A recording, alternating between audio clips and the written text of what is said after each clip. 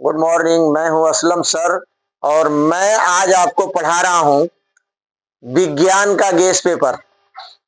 भौतिक विज्ञान का गेस्ट पेपर है सर, ये साइंस का गेस्ट पेपर है। तो इसको आप देखें कि कौन कौन प्रश्न लिए हैं इसमें। और सर ये आंसर लिखने वाला नहीं हूं मैं, केवल ये लिया हूं, मैं लिखूंगा नहीं। आपको मैं बताता जा रहा हूं, समझा दे रहा हूं। अगर समय देंगे तो समझा दूंगा, लेकिन आप तो बढ़ाएंगे ना। टिक टिक टिक टिक टिक टिक टिक टिक बढ़ाइए। चलिए, स्वस्थ नेत्र की न्यूनतम दूरी लिखिए। आप लोग भी, वीडियो वाले लोग भी लिखिए। कापी लेके बैठिए, कापी पेन ले लीजिए आप लोग। स्वस्थ नेत्र की न्यूनतम बिंदु जो होता है वो स्पष्ट दृष्टि की दूर बिंदु। स्पष्ट दृष्टि की दूर बिंदु लिखिए, दूर बिंदु। दूर बिंदु स्पष्ट दृष्टि की अनंत लिखिए। हो गया? दूर दृष्टि की दूर बिंदु अनंत लिख लीजिए। अस्वस्थ नेत्र की निकट बिंदु लिखिए 25 सेंटीमीटर। कितना लिखेंगे? 25 सेंटीमीटर लिखिए। और स्वस्थ नेत्र की स्पष्ट दृष्टि की न्यूनतम दूरी, इसको भी 25 सेंटीमीटर लिखिए। हो गया? चलिए चौथे में, निकट दृष्टि दोष की दूर बिंदु। तो निकट दृष्टि दोष में निकट की वस्तु दिखाई देता है, दूर की वस्तु नहीं दिखाई देता है। तो निकट दृष्टि दोष की जो दूर बिंदु होगी वो निकट की वस्तु दिखाई दे, दूर की नहीं दिखाई दे, अनंत से कम। क्या हो जाएगा? इसको लिखिए अनंत से कम। पांचवा में चलिए, निकट दृष्टि दोष की निकट बिंदु। तो उसको निकट बिंदु दिखाई दे रहा है, तो 25 सेंटीमीटर से कम। क्या होगा? पांचवा में लिखिए निकट दृष्टि दोष की निकट बिंदु 25 सेंटीमीटर से कम। अब आ जाइए, दूर दृष्टि की दूर बिंदु अनंत लिखिए। दूर दृष्टि की दूर बिंदु अनंत, क्योंकि दूर दृष्टि दोष में दूर की वस्तु दिखाई देगा तो वो अनंत तक देख लेगा। अरे समझ में? अच्छा, दूर दृष्टि दोष की निकट बिंदु। तो दूर दृष्टि दोष में दूर की वस्तु 25 सेंटीमीटर से अधिक लिखिए। दूर दृष्टि दोष की निकट बिंदु 25 सेंटीमीटर से अधिक लिखिए इसको आप लोग। आठवां देखिए, दूर दृष्टि दोष में प्रतिबिंब कहां बनता है? तो दूर दृष्टि दोष में प्रतिबिंब रेटिना के पीछे बनता है। कहां बनता है? तो दूर दृष्टि दोष में आप लिख लीजिए, दूर दृष्टि दोष में प्रतिबिंब कहां बनता है? रेटिना के पीछे। कहां बनता है? हाँ, रेटिना के पीछे लिख लीजिए। अरे समझ में? आगे देखिए, निकट दृष्टि दोष में प्रतिबिंब कहां बनता है? रेटिना के पहले, यानी रेटिना से आगे लिख सकते हैं। क्या लिखेंगे? हाँ, ये रेटिना के पीछे लिखेंगे नहीं। हाँ, दूर दृष्टि दोष में प्रतिबिंब कहां बनता है? रेटिना के पीछे। और निकट दृष्टि दोष में प्रतिबिंब कहां बनता है? रेटिना से आगे। स्वस्थ नेत्र में प्रतिबिंब कहां बनता है? ये सर 2025 में पूछा है। स्वस्थ नेत्र में प्रतिबिंब कहां बनता है? रेटिना पर। लेकिन रेटिना विकल्प में नहीं दिया है, इसलिए रेटिना के साथ साथ आप उसकी हिंदी लिखें दृष्टि पटल। क्या लिख रहे हैं आप लोग? हाँ, दृष्टि पटल पर। किस पर लिखेंगे? दृष्टि पटल पर। तो स्वस्थ नेत्र में प्रतिबिंब बनता है रेटिना पर या दृष्टि पटल पर। तारों के टिमटिमाने का कारण बताइए। तो सर, तारों के टिमटिमाने के कारण अक्सर लोग लिखते हैं प्रकाश का अपवर्तन। गलत है। अब प्रकाश का अपवर्तन नहीं, वायुमंडल का अपवर्तन। क्या लिखेंगे? हाँ, वायुमंडल का अपवर्तन भरिएगा। विकल्प में वो भी है, प्रकाश का अपवर्तन भी है, इसलिए आप इसमें लिखिए तारों के टिमटिमाने कारण। तारे क्यों टिम टिम टिम टिम दिखाई देते हैं? वायुमंडलीय अपवर्तन के कारण। क्या लिखेंगे? वायुमंडलीय अपवर्तन के कारण।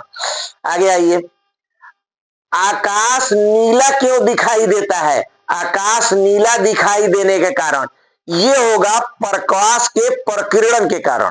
क्या होगा? प्रकाश के प्रकीर्णन के कारण लिख लीजिए कि आकाश नीला क्यों दिखाई देता है? तो प्रकाश के प्रकीर्णन के कारण। अब इसको विस्तार से अगर बड़ा पढ़ना है, बड़ा में, तो आपको विस्तार से समझाया जाएगा। ये बहुविकल्पी है, इसलिए इसको तो आपको रट्टा मारना पड़ेगा। मैं तो समझ के बोल रहा हूं, इससे बड़ा प्रश्न जब समझाऊंगा तो उसमें आपको समझा दूंगा। आप अगर बीच में समय दें, ऐसे ऐसे टिक टिक टिक टिक टिक टिक टिक करके आगे न बढ़ावें, तो मैं समझा भी दूंगा आपको, यही याद करा दूंगा। आप समय दें हमको, आइए पहले इसको लिख लीजिए, फिर समय दे दीजिएगा, हम समझा देंगे आपको। अगर समय देंगे आप लोग तब, ये वीडियो वाले लोग खास करके। हाँ, आगे कह रहा है निकट दृष्टि दोष में किस लेंस का चश्मा लगाते हैं? निकट दृष्टि दोष में अवतल लेंस का चश्मा लगाते हैं। किसका लगाते हैं? अवतल लेंस का। और दूर दृष्टि दोष में किस लेंस का चश्मा लगाते हैं? उत्तल लेंस का। दूर दृष्टि दोष में किसका चश्मा लगाते हैं? उत्तल लेंस का। लिख लीजिए। आगे कह रहा है श्वेत प्रकाश का प्रिज्म के आधार से दूर प्रकाश का रंग बताइए। तो सर यहां देख लें आप, जो ये प्रिज्म होता है ऐसे, तो इधर से जब प्रकाश जाता है, आ रहा समझ में, तो ये जो पर्दा है इसमें ये देखिए बैनी, यहां से लिए बैनी पीनाला, लाल यहां होता है और बैगनी सबसे नीचे होता है। तो आधार से दूरी लाल रंग का होगा। किससे होगा? तो श्वेत प्रकाश का प्रिज्म के आधार से दूर बिंदु, दूर प्रकाश का रंग होगा लाल, तो ये लाल लिख ले। और श्वेत प्रकाश का प्रिज्म के आधार से निकट प्रकाश, तो ये निकट होगा। देखिए आधार से ये नजदीक है ना, ये दूर है, तो निकट। ये ज्यादातर लोग ये गलती करते हैं। अगर प्रिज्म से दूरी पूछे ना, देखिए आधार से पूछा है, यहां देखिए बेवकूफ बना दिया है, यहां आधार से पूछा है।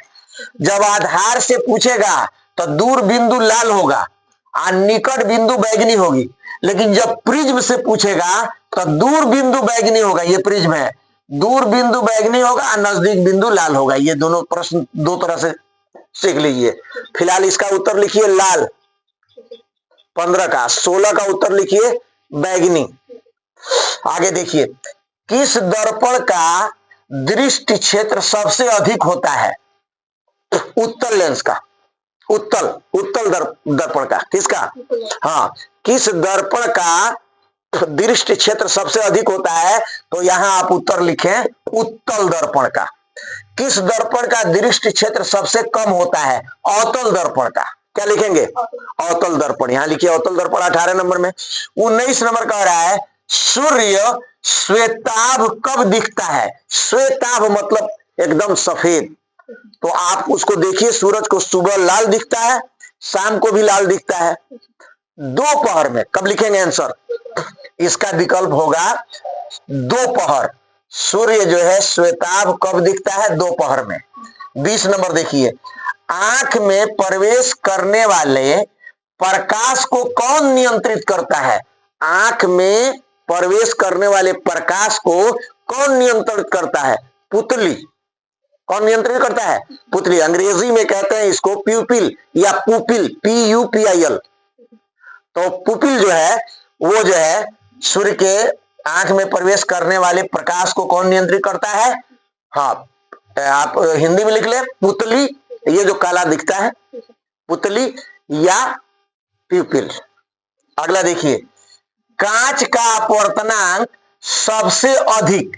तो सर कांच का जो अपवर्तनांक है वो सबसे अधिक बैगनी का होता है। यहां बैगनी लिखें 21 नंबर में। कांच का अपवर्तनांक सबसे कम लाल लिखें। और सर इसमें समय देंगे तो हम आपको याद करा देंगे। इसमें 8 प्रश्न बनता है। अगला प्रश्न हम जब लिख ले रहे हैं, देखिए कहां तक है, ये 24 तक है।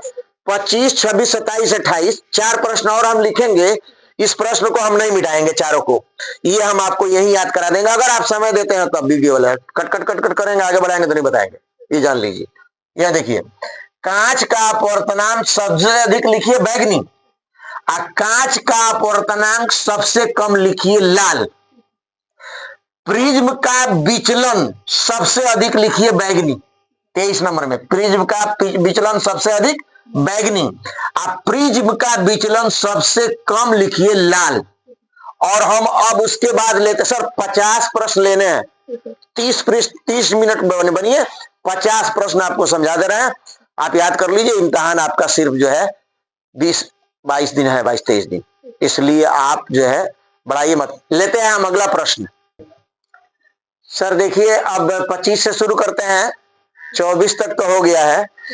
और आप अगर रुकेंगे तो मैं ये प्रश्न में रोका हूं समझाने के लिए आपको। 21, 22, 23, 24 अब प्लस ये देखिए 25, 26, 27, 28, ये 4 प्रश्न मैं आपको यही याद करा दूंगा और भूलेंगे भी नहीं आप।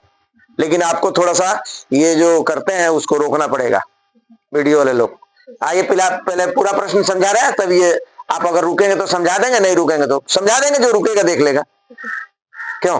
चलिए, प्रकाश का प्रकीर्णन सबसे अधिक किसका होता है? तो प्रकाश का प्रकीर्णन सबसे अधिक बैगनी का होता है सर। तो इसको लिख लीजिए आप बैगनी रंग। प्रकाश का प्रकीर्णन सबसे कम किसका होता है? लाल का। इसको आप ले लीजिए लाल का। अरे समझ में, प्रकाश का इसको समझाना भी हम आपको याद भी कराएंगे। यहाँ ये 4 प्रश्न और 4 प्रश्न ये रोके हैं पहले वाले में से, ये मुझे याद कराना है आपको। प्रकाश का प्रकीर्णन सबसे अधिक ले लीजिए बैगनी, या सबसे अधिक कम ले लीजिए लाल। यहाँ आ जाइए, प्रकाश का तरंग दैर्घ्य सबसे अधिक लाल का होता है। अब प्रकाश का तरंग दैर्घ्य सबसे कम बैगनी का होता है। और सर ये बहुत गड़बड़ है, इधर उधर हो जाएगा आपसे, इसलिए आप समझ लीजिएगा समय देके लास्ट में हमको, जब हम यहाँ तक पहुंच जा रहे हैं 48 तक, तब ये 4 प्रश्न मैं आपको समझाऊंगा। 4 या 8 एक ही में जाके समझा दूंगा, यही आपको बढ़िया से याद हो जाएगा, कभी जिंदगी में भूलेंगे नहीं आप। चंद्रमा से देखने पर आकाश कैसा दिखता है? काला लिख लीजिए, काला। चंद्रमा से देखने से आकाश कैसा दिखता है? काला। और पृथ्वी से देखने पर एक प्रश्न यहाँ बढ़ा लीजिए, पृथ्वी से देखने पर आकाश कैसा दिखता है? नीला। और यहाँ आ जाइए, प्रकाश का वेग सबसे अधिक किसमें होता है? निर्वात में। किसमें होता है? निर्वात में। प्रकाश का वेग सबसे कम किसमें होता है? कांच में लिख लीजिए, शीशा में। नेत्र लेंस की फोकस दूरी में परिवर्तन कौन करता है? नेत्र लेंस की फोकस दूरी में परिवर्तन करता है पक्षमाभि। क्या करता है? पक्षमाभि। अब विद्युत आवेश का मात्रक, ये दो का मात्रक लिखिए इसका। विद्युत आवेश का मात्रक एक कूलाम लिखिए, लिख लिया आप लोग। और दूसरा लिखिए जूल प्रति सेकेंड, एम्पियर प्रति सेकेंड। हाँ, एम्पियर प्रति सेकेंड। प्रतिरोध का मात्रक लिखिए, प्रतिरोध का मात्रक ओम होता है। क्या होता है? ओम। प्रतिरोध का मात्रक ओम लिखिए। विभवांतर का मात्रक वोल्ट लिखिए सर। क्या होता है? विभवांतर का मात्रक वोल्ट। एक यहाँ और बढ़ा लीजिए, विभव का मात्रक भी वोल्ट होता है। एक और बढ़ाइए, यहाँ विभवांतर का मात्रक वोल्ट लिखिए, विभव का मात्रक वोल्ट लिखिए। जो लोग बढ़ाए रहेंगे यही पहचान में आएगा। और एक और मात्रक लिखिए, और वो है आपका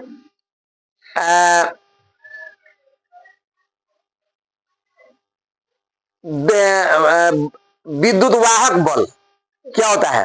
हाँ, यहाँ लिखिए, एक विद्युत वाहक बल का मात्रक भी वोल्ट लिखिए। 3 मात्रक हो गया वोल्ट का। एक विभवांतर का मात्रक वोल्ट हो गया, एक विभव का मात्रक वोल्ट हो गया, और एक क्या बोले हैं, विद्युत वाहक बल। विद्युत वाहक बल का मात्रक वोल्ट। 3 वोल्ट हो गया। बढ़ाएंगे तो यही पकड़ में आएंगे आप, 37, 38, 39। चलिए, विद्युत धारा का मात्रक, विद्युत धारा का मापन किस यंत्र से करते हैं? देखिए, लोग कहते हैं मीटर, मीटर नहीं, अमीटर। क्या नाम है उसका? अमीटर। हाँ, मीटर नहीं, जो घर में लगा रहता है वो विद्युत धारा नापता है, उसको कहते हैं अमीटर। तब विद्युत धारा का मापन जो है करते हैं अमीटर द्वारा। आइए यहाँ आते हैं, कह रहा है विभवांतर का मापन किस यंत्र द्वारा करते हैं? विभव मापी। क्या नाम है उसका? विभव मापी, या विभव मीटर भी कहते हैं उसको। तो विभव मापी लिख लीजिए। ओम के नियम का सूत्र लिखिए, V बराबर IR। क्या लिखेंगे? हाँ, V बराबर IR। I गुणे R करिए चाहे IR। V बराबर IR। फ्यूज तार को किस श्रेणी में जोड़ा जाता है? सर, फ्यूज तार को न समानांतर श्रेणी में जोड़ते हैं और न ही श्रेणी क्रम में जोड़ते हैं, उसको उदासीन तार में जोड़ते हैं। किस में जोड़ते हैं? तो इसको लिखिए, फ्यूज तार को उदासीन तार में जोड़ते हैं। किस में जोड़ते हैं? हाँ, उदासीन श्रेणी में जोड़ते हैं। विद्युत शक्ति का मात्रक, इसका 2 मात्रक होता है सर। एक लिख लिए वाट लिखिए, एक लिखिए जूल प्रति सेकेंड। विद्युत शक्ति का मात्रक आप लिखिए वाट या जूल प्रति सेकेंड। आ जाइए, विद्युत सेल में रूपांतरण होता है। विद्युत सेल किस ऊर्जा को किस ऊर्जा में बदलता है? तो सर विद्युत सेल रासायनिक ऊर्जा को विद्युत ऊर्जा में बदलता है। विद्युत सेल रासायनिक ऊर्जा को विद्युत ऊर्जा में बदलता है। विद्युत जनित्र या डायनामो रूपांतरित करता है। सर विद्युत जनित्र जो है वो यांत्रिक ऊर्जा को विद्युत ऊर्जा में बदलता है। विद्युत जनित्र या डायनामो यांत्रिक ऊर्जा को विद्युत ऊर्जा में बदलता है। पहले चलता है तब बिजली पैदा होता है, यांत्रिक करते हैं, चलने को बाद यांत्रिक कहते हैं। विद्युत मोटर रूपांतरित करता है, यानी विद्युत मोटर किस ऊर्जा को किस ऊर्जा में बदलता है? तो विद्युत मोटर विद्युत ऊर्जा को यांत्रिक ऊर्जा में बदलता है। पहले बिजली आती है फिर मोटर चलता है, तो विद्युत ऊर्जा को यांत्रिक ऊर्जा में। विद्युत मोटर को लिखिए, आप क्या लिख रहे हैं? विद्युत ऊर्जा को यांत्रिक ऊर्जा में। आइए, सौर सेल किस ऊर्जा को किस ऊर्जा में बदलता है? सौर सेल प्रकाश ऊर्जा को सौर ऊर्जा को प्रकाश ऊर्जा में बदलता है, विद्युत ऊर्जा में बदलता है। सौर सेल को, या सौर सेल क्या करता है? सौर ऊर्जा को विद्युत ऊर्जा में बदलता है। तो इसको लिखिए, सौर सेल जो है सौर ऊर्जा को विद्युत ऊर्जा में बदलता है। विद्युत बल्ब किस ऊर्जा को किस ऊर्जा में बदलता है? या विद्युत बल्ब किसको रूपांतरित करता है? विद्युत बल्ब जो है विद्युत ऊर्जा को प्रकाश ऊर्जा में बदलता है। विद्युत ऊर्जा को प्रकाश ऊर्जा में बदलता है। आगे लिखिए, हीटर का फिलामेंट किसका बना होता है? हीटर का जो तार है वो किसका बना होता है? नाइक्रोम का। किसका बना होता है? नाइक्रोम लिख लीजिए यहाँ। हीटर का तार नाइक्रोम का बना होता है। विद्युत बल्ब का फिलामेंट किसका बना होता है? विद्युत बल्ब का फिलामेंट टंगस्टन का बना होता है। किसका बना होता है? टंगस्टन का। और जो ये है हीटर का तार वो नाइक्रोम का होता है। नाइक्रोम मिश्र धातु है। नाइक्रोम क्या है? मिश्र धातु है। उसमें स्टील यानी लोहा और निकिल और एक क्या नाम है जिंक मिला के बनाया जाता है, वो मिश्र धातु है। अब अगर आप समय दे तो बता दें, नहीं तो आपका हो गया काम, रखते रहे आप। समझ दे रहे हैं आप लोग? तो दीजिए 2 मिनट, हम आपको बता दें, ये आपको याद करा दें। ये देखिए, इसमें ये 4 प्रश्न है सर, ये देख लीजिए ठीक से। 4 प्रश्न यहां है, तो इसमें आप सिर्फ एक प्रश्न याद कर लें जो मैं बता रहा हूं, वो है ये देखिए सर, इसको मैं घेर रहा हूं, ये आप याद कर लें बस एक। बाकी सब मैं आपको समझा दे रहा हूं कैसे याद करेंगे। देखिए, प्रकाश का जो तरंग दर है जिसको लैम्डा कहते हैं, अरे समझिए, तो लैम्डा जो है वो प्रकाश के 2 कणों के बीच की दूरी को लैम्डा कहते हैं सर। तो प्रकाश का जो तरंग दर है वो लाल होता है अधिक। क्या होता है? लाल। तो ये आप याद कर लें, केवल लाल, बस और कुछ नहीं। प्रकाश का तरंग दैर्घ्य सबसे अधिक लाल होता है, इसीलिए सिग्नल लाल होता है, ताकि दूर से दिखाई देगा, प्रकाश की किरण दूर से दिखाई देगा। तो तरंग दैर्घ्य जो है वो लाल रंग का होता है, ये आप याद कर लें बस। प्रकाश का तरंग दैर्घ्य याद कर लीजिए, कौन शब्द है? तरंग दैर्घ्य, लैम्डा, जो दो कणों के बीच की दूरी को कहते हैं लैम्डा, उसका मात्रक मीटर होता है। तो इसका जो तरंग दैर्घ्य है सबसे अधिक लाल रंग का होता है, ये याद कर लीजिए।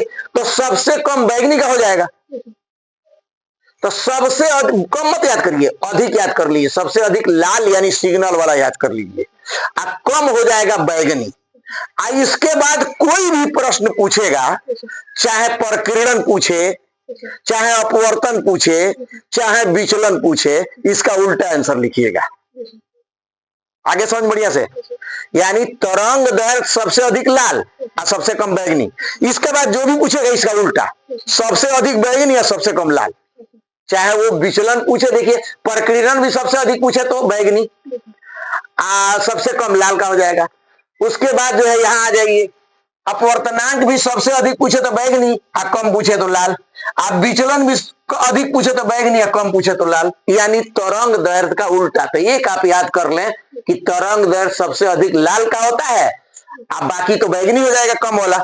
इसका उल्टा सब होगा, सबसे अधिक जो पूछेगा लाल का उल्टा, सबका बैगनी लिखेंगे, चाहे वो प्रकीर्णन हो, चाहे वो विचलन हो, चाहे वो प्रकीर्णन हो चाहे अपवर्तन हो, अपवर्तन, विचलन, प्रकीर्णन, ये 6 प्रश्न आपको याद हो गया। एक प्रश्न आप याद कर लीजिए, इसका उल्टा ये हो जाएगा। और अब बाकी सब आप जैसे रट्टा मारिए, चाहे रटते रहिए, चाहे समझिए, है ना। और फिर इसके बाद मैं 50 प्रश्न लूंगा सर, एक दिन लगा देगा। कल जाएगा गणित, परसों फिर विज्ञान का जाएगा। मैं हूं असलम सर।